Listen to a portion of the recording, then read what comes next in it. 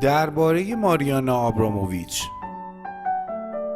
ماریانا آبراموویچ هنرمند اهل یوگسلاوی، متولد 30 نوامبر 1946 و ساکن نیویورک است.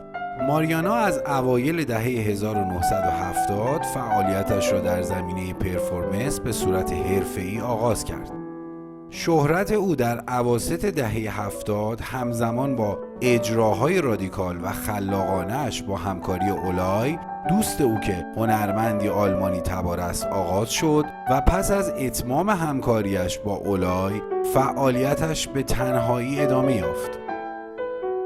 آثار آبراموویچ به بررسی رابطه میان پرفورمر و مخاطب، محدودیت‌های بدن و امکانات مفاهیم ذهنی می‌پردازند.